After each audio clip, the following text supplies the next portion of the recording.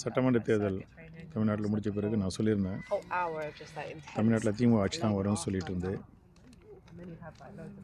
நான் பார்க்கில் இருக்கேன். இப்போ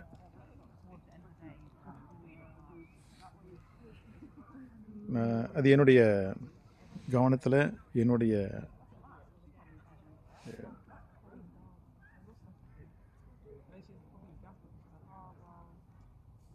பலதரப்பட்ட செய்திகளை பார்த்து, இல்லை நேரடியாகவோ இல்லை மீதி பேர் கலந்து பேசி உருவான ஒரு ஒப்பீனியன், அதாவது கருத்து. அதை நான் சொல்லும் போது நான் ஒரு கட்சிக்காரன் அதுக்காக இப்படி பேசணும்னு சொல்லி பேசுறதில்லை. எப்பயுமே சுய புத்தி இருக்கணும், உண்மை நிலைமை என்னான்னு தெரியணும். அப்போ தான் நம்ம இருக்கிற குடும்பத்துக்கோ முன்ன நமக்கோ நம்ம சார்ந்த கட்சிக்கோ பிரயோஜனமாக இருக்கலாம். முட்டாள்கள் வச்சுக்கிட்டு காலத்தை ஓட்ட முடியாது. அதுக்கு பிறகு நான் வர்ற ஒரு முடிவு சரியாக இருக்கான்னு சில பேரோட கருத்தை பார்த்து தெரிஞ்சுப்பேன். அதில் முக்கியமாக கண்டக்காதீங்க பார்க்குறதெல்லாம் கிடையாது. கண்டக்காதீங்க பேசுறதையும் கேட்பேன். பத்திரிகையாளராக இருக்கலாம், அவனுங்க கட்சி தலைவன் சொல்லிக்கிற முட்டா பசங்களாக இருக்கலாம், இல்லை கட்சிக்காக மாரடிக்கிற தரங்கட்ட கமிட்டிங்களாக இருக்கலாம்.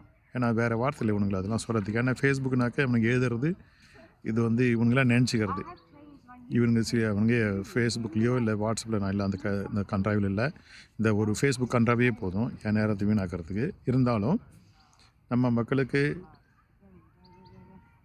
மக்கள் என்ன நினைக்கிறாங்க, என்ன செய்கிறாங்கன்னு தெரிஞ்சுக்கிறதுக்கு அந்த ஃபேஸ்புக்ன்ற கன்ட்ராவே எனக்கு பிரயோஜனமாக இருக்குது. அதனால தான் நீங்கள் பார்த்தீங்கன்னா நம்ம ஊர் பக்கம் இருக்கிறவங்க தான் என் ஃப்ரெண்ட்ஸ் நிறையா இருப்பாங்க.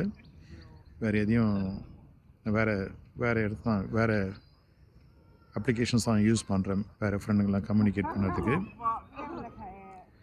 சரி, நான் இந்த மாதிரி திமுக ஜெயிக்கும் அப்படின்னு ஒரு எண்ணம் வந்தது. எல்லாத்தையும் ஆலோசனை பண்ணி பல கருத்துக்களை பார்த்து டேட்டாஸ்லாம் பார்த்து அதை வெரிஃபை பண்ணுறதுக்காக நான் மதிக்கிற ஒரு உண்மையிலே நான் மூத்த பத்திரிகையாளர் இது சொல்லிக்கிறான்ல, அந்த கழுதைங்களாம் மூத்த பத்திரிகைலாம் சொல்லிக்கிறானுங்க, காசுக்காக மாறடிக்கிற தரங்கட்ட கம்யூனிட்டிங்களாம். சில தரங்கட்ட கம்யூனிட்டிங்களாம் கட்சி தலைவர் சொல்லிக்கிறானுங்க, எம்எல்ஏ சொல்லிக்கிறானுங்க, மந்திரின்னு கூட சொல்லிக்கிறானுங்க. பல தரங்கட்ட கம்யூனிட்டிங்களாம் முனைவர்கள், பேராசிரியர்கள், அவனுக்கு இன்னும் வெளிநாட்டிலேருந்து இல்லை இங்கிலாந்துலேருந்து வந்தேன், சிங்கப்பூர்லேருந்து வந்தேன், துபாயில் இருக்கேன், அமெரிக்காவில் இருக்கேன்னு சொல்லிக்கிறானுங்க. இருந்தாலும் அவனுக்கு வேறு ஏதாச்சும் குவாலிஃபிகேஷன் இருந்தாலும் அவங்கள மனப்பான்மையை பார்த்தாக்கா அவனுடைய மேனிப்புலேஷன், அந்த திருச்சி சொல்கிறத பார்த்தா அவனுங்களாம் மானங்கட்ட கம்யூனிட்டிங்க தான். ரைட். இதுக்கு முன்னாடி சொல்கிறேன், இது ஏன் இந்த ஒப்பீனியன் சிங்கப்பூர் போகிறதுக்கு முன்னாடி சிங்கப்பூர் மேலே ஒரு பெரிய மரியாதை இருந்தது. நம்ம ஊரில் துபாயில் போகிறவங்க, துபாய் இந்த சவுதியில் போய் வேலை செய்கிறவனோட சிங்கப்பூரில் செய்கிறவனுங்க கொஞ்சம் நல்ல வாழ்க்கை வாழறான்னு நினச்சிட்டு இருந்தேன். அங்கே சிங்கப்பூரில் 2-3 நாள் தான் இருந்தால் கூட அவனுக்கு வாழற வாழ்க்கையை பார்த்தா பரிதாபமாக இருந்தது. ஆடு மாடுங்களோட கேவலமான வாழ்க்கை. இருந்தாலும் அது எப்படி சம்பாதிக்கிறானுங்க, எவ்வளோ கஷ்டப்படுறானுங்க, உண்மையிலே நல்லா உழைக்கிறானுங்க. ஆனால் அதில் தான் சில பேர் அயோக்கிய பசங்க, கிறுக்கு பசங்க, அளவுக்கு மீறி அயோக்கிய கம்யூனிட்டிங்க. அவனுக்கு ஏதோ பெரிய சொர்க்கலோகத்தில் வாழற மாதிரி வெளியில் ஒரு பிரமையை உருவாக்குறாங்க, அவரோட உலகம் தெரிஞ்ச மாதிரி பேசுறது. என்னை பொறுத்தவரையும் சிங்கப்பூர் ஒரு குப்பை. அதில் நம்ம நாட்டுக்காரனுங்கெல்லாம் போயிட்டு வாழறானுங்கன்னா அதில் 2ஆம் தர அடிமைகள் மாதிரி தான் வாழறானுங்க, மானங்கெட்டு போய். ஈவன் சவுதி அரேபியாவிலே ஒழுங்காக வாழறானுங்கன்னு சொல்லலாம். இல்லை நானே சிங்கப்பூர் வாழணும்னே சொல்கிறானுங்க, அதான் உண்மையும் கூட. ஏதோ பணத்துக்காக போயிட்டு மான மரியாதைலாம் விட்டு வேலை செய்யலாம். சிங்கப்பூரில் வேலை செய்யறது பதிலாக சவுதியில் போய் வேலை செய்யலாம்.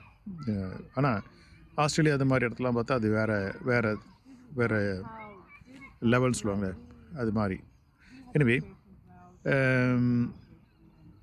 ஏன்னா சில நாய்ங்கள்லாம் சொல்கிறேன், இன்னும் சில நாய்ங்கள்லாம் இங்கிலாந்து வந்திருக்கானுங்க.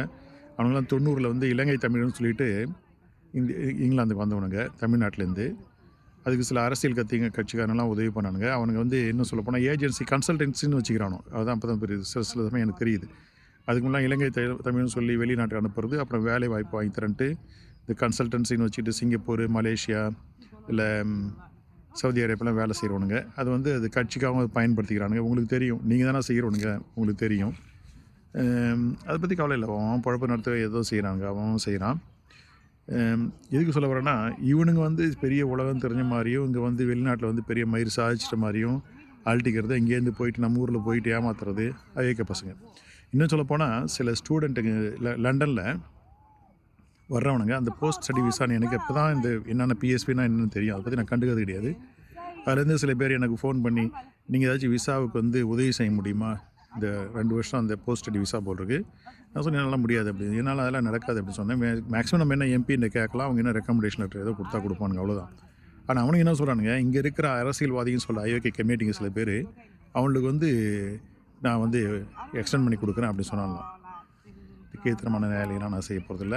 அது நான் வந்து அவன்கிட்ட சொல்லிட்டேன், இது மாதிரிலாம் நம்பி வீணாக போதீங்கடா அப்படின்ட்டு. ஆனால் அதுக்கு மேலே அவன் இஷ்டம். ஏன்னா இவ்வளோ தூரம் வந்து இந்த நாட்டில் இருக்கான்லாம் அவனுக்கும் தெரியும் என்ன ஏதுன்ட்டு. எதுக்குமே என் நல்லது சொன்னால் அவனுக்கும் ஏற்றுக்க மாட்டானு இல்லை. சரி, அதை பற்றி அவன் இஷ்டம். அவங்களுக்கு பாடம் கற்றுக்கும் போது அவங்களுக்கு புத்தி வரும். ஆனால் காலந்தான் தான் எல்லாருக்கும் புத்தி வரும். எனவே நான் வந்து சட்டசபை தேர்தலை பார்த்துட்டு திமுக ஆட்சிக்கு வரும்னு சொன்னேன். நிறைய பேர் அதிமுக வந்துட்டு திமுகவில் இருக்கீங்க ஆதரிக்கல ஆட்சிக்கு வரும்னு சொல்லிங்கன்னா இருக்கத்தானே சொல்லலாம். அதிமுக தான் ஆட்சிக்கு வந்திருக்கணும். ரொம்ப எளிமையாக ஓட்டத்தில் வந்திருக்கணும். அரசியல் நான் நிறைய சொல்லிடுறேன், பணம் வேலை செய்யாது. அறிவு இருக்கணும், வியூகம் இருக்கணும், முன்னாடி பேரோட உழைக்கணும். எனக்கு ஸ்டாலினை பிடிக்காது தான். ஆனால் ஸ்டாலின் பொறுத்த வரைக்கும் அவனுடைய வீக்னஸ்லாம் சரி பண்ணி ஒரு கேர்ஃபுல்லாக போயிட்டு தெரியும் எலெக்ஷன் தோற்றா என்ன விபரீதம் நடக்கும் தெரியும். அதனால் ஒழுங்காக கூட்டணியெலாம் அமைச்சு அரசியல் நாணயமாக, தனிப்பட்ட முறையில் நாணயமானு சொல்ல முடியாது, அரசியல் நாணயமாக வியூகம் அமைச்சு, அதாவது வின் பண்ணுறதுக்கு வெற்றி பெறத்துக்கான வியூகம் அமைச்சு ஒழுங்காக செஞ்சுருக்கிறான் அவன் குழப்பம் நடத்துறதுக்கு, அவன் கட்சியை வின் பண்ணுறதுக்கு. ஆனால் அதிமுக எல்லாத்தையும் தூக்கி கிடச்சிட்டானுங்க. அது முறையில் நல்லது தான் நினைக்கிறேன். ஏன்னா பழனிசாமி நான் அவனை சார்ந்த ஐக்கிய பசங்களாம் நிறைய அழிய வேண்டியிருக்கு. அவனுங்க அழிஞ்சிருவானுங்க. அப்புறம் பார்த்துக்கலாம் அதிமுக பற்றிலாம். சரி, அதனால தான் நான் சொல்கிற கருத்து என்னென்னா உண்மையான கருத்து. என்னுடைய மனசுக்கு நான் படுறதை சொல்கிறேன், திமுக ஜெயிக்கும் அப்படின்ட்டு. அது வந்து அப்படி சொல்கிறேன்னா அது ஏன் தப்பு கிடையாது, அது அதிமுக தப்பு. ஜெயிக்க வேண்டியதை விட்டுடுங்க. நான் போய் ஜெயிக்காத கட்சி போய் ஜெயிக்கும்னு சொல்ல முடியல. வேணா ஆச்சரியப்பறவையில் நீங்கள் ஜெயிக்கலாம், அப்போனா நான் தவறுன்னு ஏற்றுக்கிறேன். எனக்கு ஒன்றும் அப்படி தோணலை.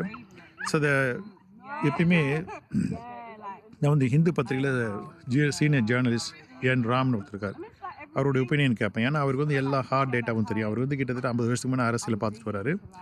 ஜெயலலிதா, கருணாநிதி, இன்னும் எல்லா பெரிய தலைவர்கள்லாம் அரசியல் வியூகம் அமைக்கிறவங்களாம் அந்த என் ராமுடைய கருத்தை கேட்பாங்க. அவர் பிராமின் இருந்தாலும் அவருக்கு டேட்டா இருக்குது, அவருடைய விஷயம் இருக்குது, எல்லா விஷயங்களும் இருக்குது, அவருக்கிட்ட அறிவும் இருக்குது. அதனால் எல்லோரும் அவரை மதித்து கேட்டு தான் ஆகணும், கேட்பாங்க. ஏன்னா ஒருத்தோட திறமை இருக்குது, ஒருத்தனால ஒரு உண்மையான நிலைமையை சொல்ல முடியும் அப்படின்னா அந்த நாலேஜ், அந்த ஸ்பெஷலிஸ்ட் மாதிரி தான். அவன்கிட்ட போய் தான் ஆகணும், நமக்கு பிடிக்குதோ இல்லையோ. அந்த ராமா தான் சொல்கிறாரு திமுக ஆட்சி தான் வரும் அப்படின்னு சொல்லிட்டு அவர் வந்து கோடிட்டு காட்டுறாரு. பார்ப்போம். அதே சமயத்தில் அவர் எப்பயுமே கொச்சையாக பேச மாட்டேன். இப்போ இருக்கிறவங்களாம் சொல்கிறானுங்களே நாங்கள் 180 ஜெயிப்போம், 200 ஜெயிப்போம். அவர் ஒரு கோடிட்டு தான் காட்டுவார். ஏன்னா வந்து எல்லா டேட்டாவும் இருந்தால் கூட மீதி ஆள்படுங்க பேசுகிறானுங்கள சீனியர் பத்திரிகையாளர் அப்படின்லாம் சொல்லிட்டு இன்னும் கருத்து கணிப்பாளர் இவனுங்கெல்லாம் பேசுறதை விட அவங்களுக்கெல்லாம் தெரியுதை விட அவருடைய நிறைய டேட்டா இருக்குன்னு தெரியுது. அதனால் திமுக ஆட்சி தான் வரும்னு கோடிட்டு காட்டுறாரு. இன்னும் அவருடைய பேட்டி பின்னாடி எப்படி இருக்குன்னு பார்ப்போம். அதை நான் வந்து ஃபேஸ்புக்கில் ஷேர் பண்ணியிருப்பேன். உங்களுக்கு இஷ்டம் தான் நீங்கள் பார்த்துருக்கலாம். அதெல்லாம் இங்கிலீஷில் இருக்கிறதால அதுக்கெலாம் இங்கிலீஷ் தெரிஞ்சால் மட்டும் போதாது. அவர் சொல்கிற கருத்தை புரிஞ்சிக்கிறதுக்கு அதுக்கு மேலே கொஞ்சம் அறிவு வேணும். இங்கிலீஷ்க்கு மேலே ஒரு அறிவு வேணும். இல்லை நிறைய பேசுகிறீங்கள, தேர்தல் கமிட்டிங்கெலாம் பேசுகிறாங்கல்ல, எதுக்கு எடுத்தாலும் ஆபாசமான வார்த்தை, அருவருக்கத்தக்க வார்த்தையெல்லாம் பேசி அவனுக்கு பெரிய மனுஷன் நினச்சிங்கல்ல, நீங்கள் திறங்கட்ட கம்யூனிட்டிங்கிறத உறுதிப்படுத்துறீங்க, அவ்வளோதான். கவலைப்படாதீங்க.